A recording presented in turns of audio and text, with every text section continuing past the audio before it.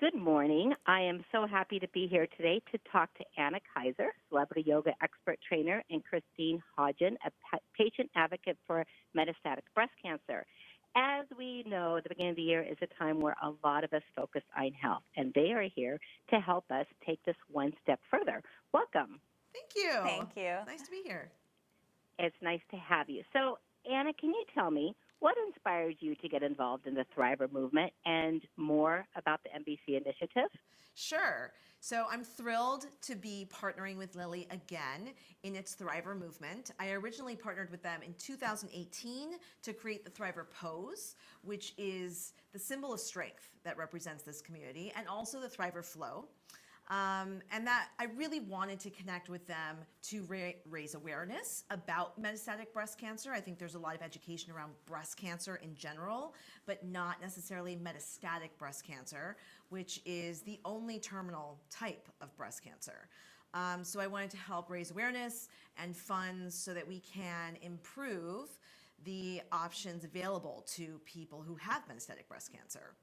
And then today we are kicking off a new 30-day Thriver challenge, and we're going to be providing life hacks and mindfulness activities and tips at their Facebook page at More for MBC every day. So there's going to be new daily inspiration. You can go check it out, add your daily tips and things that really help you. So that we can help support the MBC community and give them some great things to start the year off on the right foot. Mm-hmm. So with this 30-day Thriver challenge, what will they be finding there in the group? So lots of daily life hacks. For instance, I was with Shakira this weekend. I'm training her for the Super Bowl. And my trick for her to adopt, and really try only to do one or two at a time, is to not turn on her phone before she finishes her morning routine. So that, I know that sounds easy to do, but you'd be surprised actually. So that, you can get in what's really important to you to start your day off on the right foot, and then it will just help you stay focused for the rest of the day. So for her, that is taking care of her kids and working out. And she's not allowed to turn on her phone until she's done with both, so that she doesn't get distracted by everything that's happening during the day. So we're going to be posting lots of different tricks and life hacks like that throughout the next 30 days. I know that Christine has a couple that she likes too. Yeah, I sleep in my workout clothes so that I just wake up in the morning and I don't have to think about anything. I put my shoes on and I go. And so, it's just really important, like as a patient, we're dealing with so much. There's so much to think about with managing the side effects and the symptoms of our disease, but also just taking care of ourselves. And so I think it's a great opportunity for patients to actually learn from other patients, maybe other people, and it sounds like almost everybody could benefit from this. And I think it's also important around this time of year when people are very focused on a New Year's resolution. That's like an extra added pressure for patients. I think that this will also help people see it's not always perfect. You're not going to be perfect every day. You're going to make mistakes, and so it's just nice to have a community around a well-being and maintaining a balance. Well, those are great tips for anybody. I mean, I've never honestly thought about sleeping in my workout clothes. I do try not to check my phone right away, but that's a hard one. And it's so distracting once you start seeing all these notifications coming in of things that you've got to get to and tackle for the day. Yeah.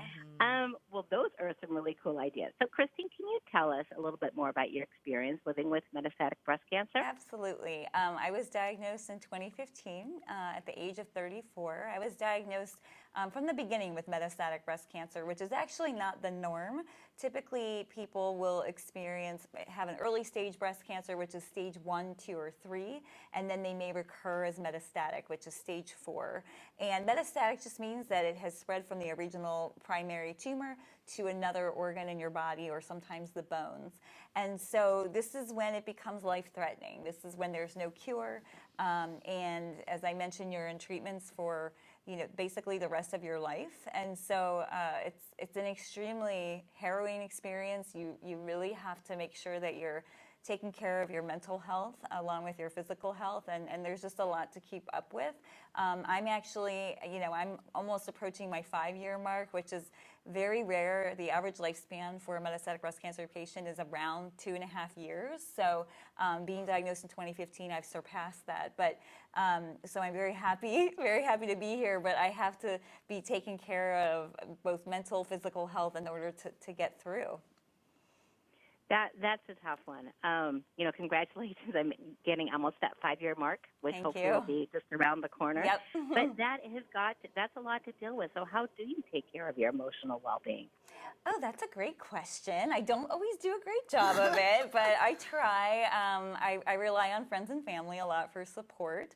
I think online can actually be a wonderful community. I agree that you shouldn't use your phone in the morning, but I think being able to connect with people from all over the country who that somebody in California or anywhere across the coast that you can talk to who's in a similar situation as you. I think it helps you to feel less isolated. I think that the 30-day Thriver Challenge will also be an amazing opportunity for people to connect. So yeah, I think it's hard to do. I try my best, but I use meditation, acupuncture, yoga. These are some of the techniques that I use to deal with the emotional toll. Not only is it emotionally draining to deal with the disease, but we lose a lot of people in this community. And I just lost a dear friend 2 nights ago.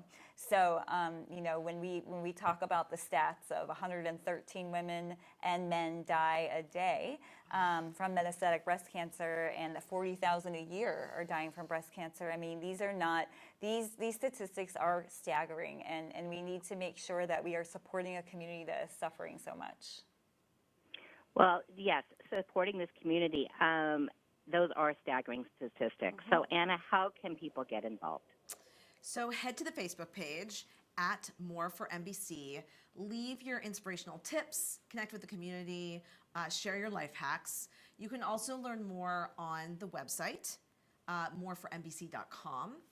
And help spread the word. If you can repost yourself doing the Thriver pose, I'm going to be posting that today. We just want as many people to know about metastatic breast cancer and what that means and more about the community as possible. This is great information. I'm really glad I got the chance to talk with you two today. Christine, is there anything else that you would like to share with people about how they can help and support other patients with metastatic breast cancer, such as yourself? Yeah, actually, Eli Lilly will be donating to one of the leading organizations in metastatic breast cancer research. They raise funds specifically for that. We are severely underfunded, and the organization is called Metavivor. So you can get involved with the Metavivor community either online through their website, metavivor.org, or on Facebook. They're also at Metavivor. Excellent. And I'll have all this information for my readers in the blog post so they can see that there. Wonderful. Ending on a little bit of a lighter note, tell us about, Anna, tell us about Shakira and the upcoming performance. It's very exciting. They are putting together quite a show. She is co-headlining with Jennifer Lopez. And it's going to be pretty exciting. I think everyone should tune in. We've been preparing for it for many months. She is the perfect example of commitment and finding fitness as a lifestyle and not as a short-term fix. So we've been working together for almost 10 years. This is not like, oh, let's just drop for 2 months and prepare for the Super Bowl. We upped her game a little bit, but she really does stick with it. And that's the trick to fitness and being truly well as a person, is to continue to do a little bit every single day. I like that, fitness as a lifestyle, not as a quick trick.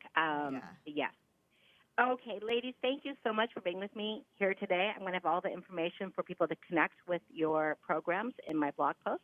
And Christine, I wish you all of the best. Thank you. Thank you, Stacy. Thank you.